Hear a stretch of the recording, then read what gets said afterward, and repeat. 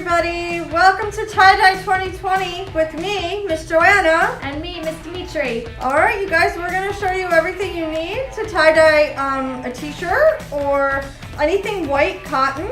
Miss Dimitri is going to go through the supply list, so let's get started. So of course, first you're going to need something cotton, just like Miss Joanna said. So I grabbed a nice white t-shirt. It's just Hanes, something quick and easy. You can also find maybe a cotton pillowcase or a tote bag or anything that you kind of like, and it definitely has to be white. It doesn't matter though if there's any text or anything like that on it.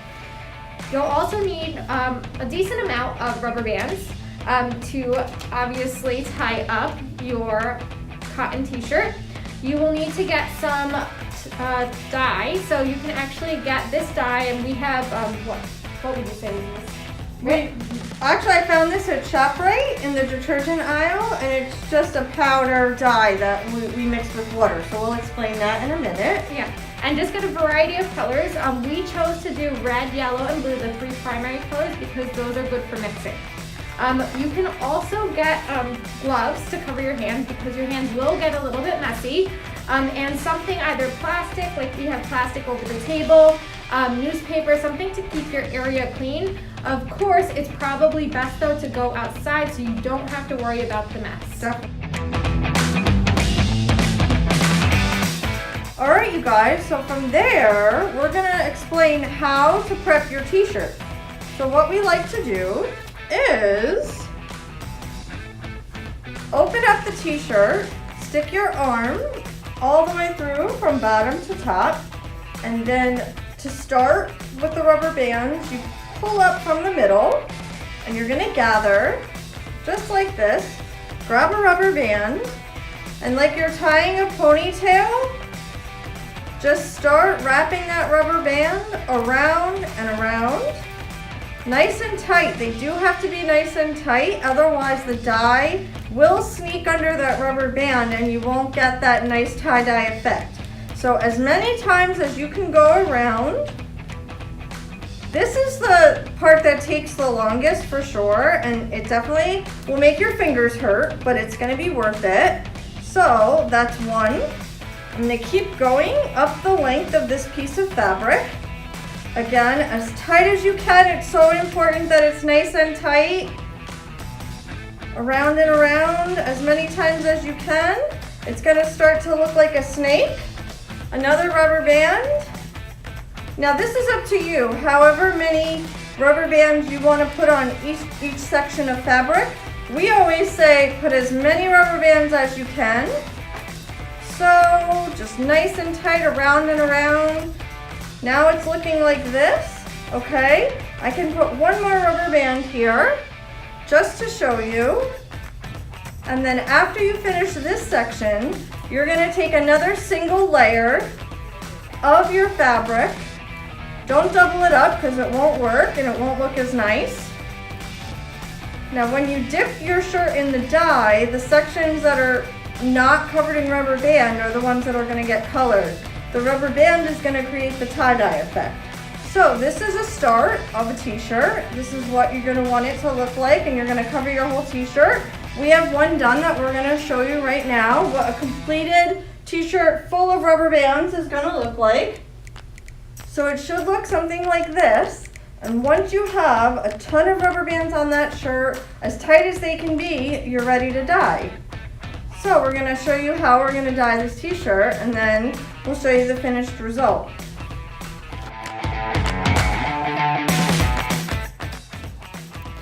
Now that we have our materials and we're set up with our cotton t-shirt, we're going to get started mixing up some colors. So here I have my red, yellow, and blue already mixed dyes. You want to again make sure that you either have gloves on your hands, that you're wearing clothes that you don't care about getting messy, and that you're really in a space that you have either covered in plastic or newspaper, or outside where it's okay to get dirty, because again, these are permanent dyes, so they will really cover anything that you touch. So we're gonna get started with our three primary colors, and I've decided that why not have some fun and make our secondary colors. So we're going to make orange, green, and violet. So to start, we'll make orange, and of course for orange, you're going to need red and yellow. I always like to start with yellow because it is a lighter color, and that way you don't need too much red to make orange. So you're just gonna pour just a little bit of yellow there, and you really wanna be careful with the red. And you're only going to take a drop of red because it really is going to turn it orange pretty quickly. Even that, you can see how dark it gets so quick, right? And you're going to get or take something, it could be, you know, a plastic spoon, anything like a wooden dowel. So that's what I actually happen to have. So I'm going to take my wooden dowel and just mix it nice and slow so it doesn't splash anywhere. And there you go, that's my orange. Now you'll notice that a lot of these colors are not going to look exactly like what they'll look like on the t-shirt. So it might look a little bit dark here, but on your t-shirt it'll definitely come out like an orange. All right, so again, red and yellow make your secondary color orange. Now we're gonna move on to green. Now green, you're still gonna need that yellow, but you're actually going to use blue. And just like the orange, we need to start with yellow because yellow is our lighter color. So again, I'm gonna pour some yellow into my next bucket. And then just like before, I only need a drop of blue. And even that, you can kind of see how quick it turned. Okay, then I'll take my dowel again and carefully mix it so it doesn't splash up.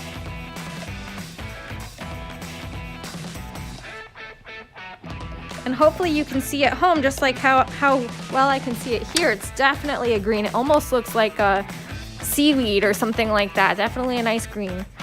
All right, so again, blue and yellow make your secondary color green. All right, and the last one, my favorite color, is violet. So I'm going to need red and blue. And this, I like to start with red because red seems lighter than blue. So I'll pour some red.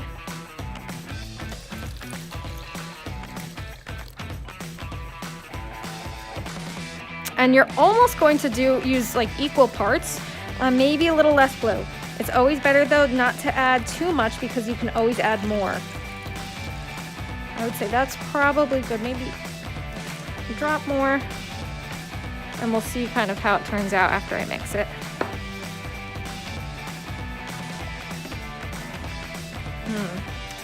I can kind of tell on the side, it almost looks like a red violet, so I might want to add a little bit more blue.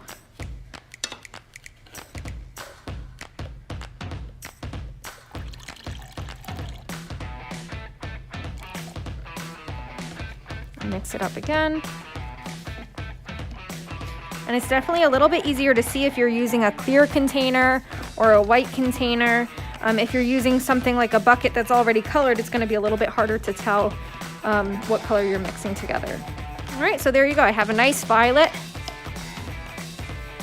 Okay. And now I'm going to put my colors in rainbow order. And that way, I know exactly what I want to use. Let's see here. I'll actually use these big buckets here just because I have the space. And I'll put orange, green, and purple. And just keep track of them because they are going to look a little bit different once they're in the containers compared to what they'll look like on your shirt. All right, so Miss Joanna is going to show you how to dye your shirts. All right, I've got my t-shirt all covered in rubber bands. I'm going to choose one section and dip it in each color. And I'm going to continue dipping until my whole t-shirt is covered in colors. I'm going to start with the lightest. So I'm going to start with yellow. I'm going to dip my t-shirt way down in that bucket and hold it there. I usually like to do a count in my head of maybe 5. Pull it out. You could see there is the yellow on the t-shirt, which looks lighter on the shirt than it does in the bucket. So after you're happy, I'd like to go one more up. So I'm gonna hold it in there for another 5 seconds. Pull it out. And then after that, you have to give it a good squeeze so that dye is not dripping all over as you take it out from bucket to bucket. as hard as you can. Good squeeze, and you're ready to move on to the next. I'm going to choose this. It's okay if you have the dye on your gloves a little bit and you're touching the shirts. The rest of the shirt, it still is gonna turn out great. So I'm gonna go into orange. Way down in the bucket, I'm gonna hold it for the count of 5. Count in my head, pull it out, give it a squeeze. Keep it over the bucket as you squeeze, because then you won't be wasting dye and it won't be dripping all over you. Next, I'm gonna go into red.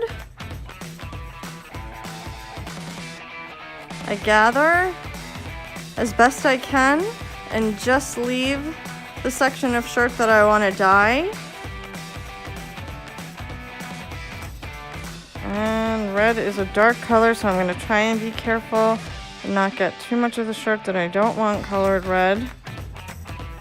You can see how dark that red is.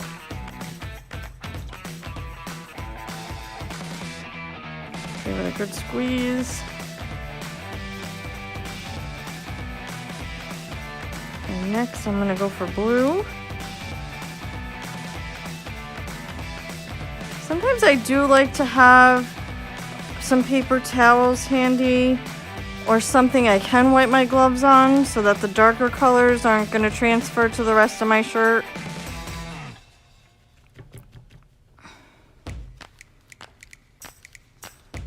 Gather. I'm gonna go into the blue.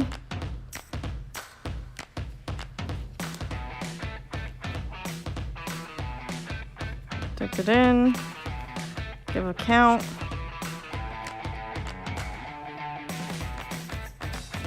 I love how bright these colors are. Now when you wash these shirts, you're going to be very careful. These colors will transfer in the laundry to your other clothes. So we always say wash these, whatever you tie-dye, you're going to want to wash it by itself. Best thing to do is let it dry out in the sun if it's a sunny day. And then when you wash it, when you're ready to wash, you're going to wash it by itself in the machine on cold. And then you'll be ready to wear your tie-dye shirt.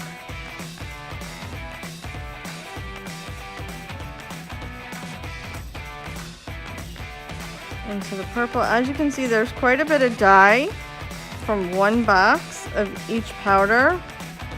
So you will be able to tie-dye with a friend or more than one t-shirt or pillowcase or whatever you decide.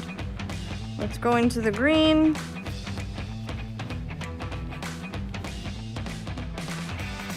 And then I'll repeat colors if I have more sections of t-shirt that need to be dyed. Oh, I like that green. Now I do have to tilt my container a little bit.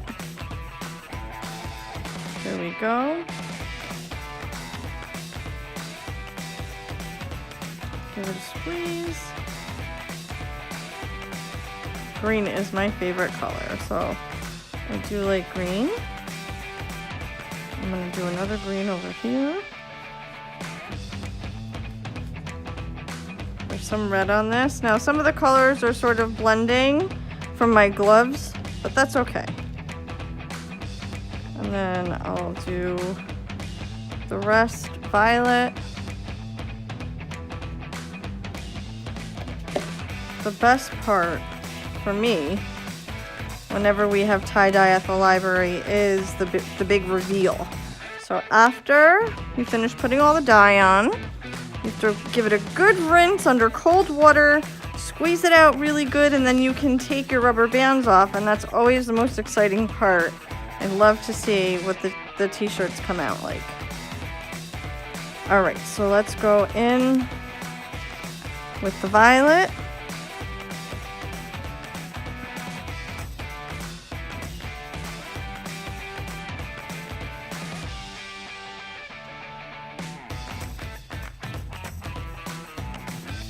squeeze it out so we don't waste any of that color. And I can tie-dye another shirt, maybe a pillowcase, socks. I know kids like to tie-dye their socks. Whatever you guys can think of that's white. Maybe a shirt that has a stain and you want to cover up the stain. This is a good way to do it. Alright, I'm almost done. Let's see, there's one here. I'm going to go in with red to try and cover up a lot of those spots that I put on the shirt.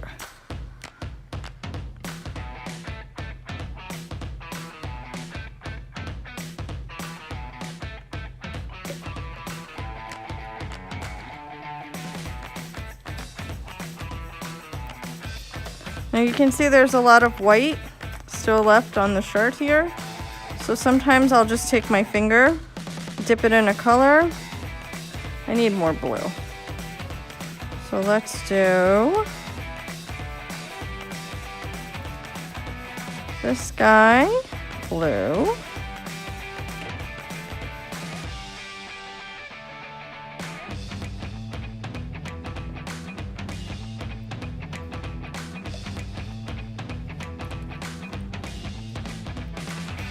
Squeeze it out.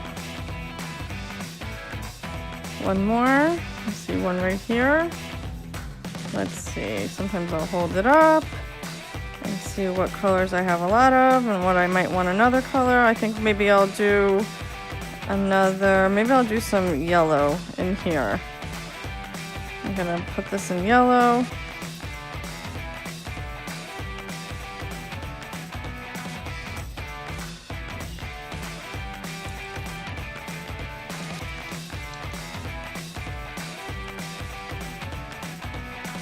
Okay, I'm pretty happy with the way this is coming out.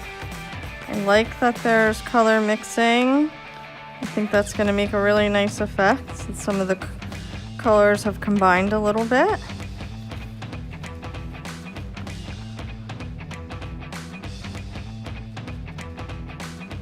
I'm just dipping my glove right into the bucket and dabbing it on some of the white that I see. Just like that. Take another look. Right in here, there's a lot of white. I'm gonna go in with the yellow. Nice bright color. That'll complement all the other colors. Okay.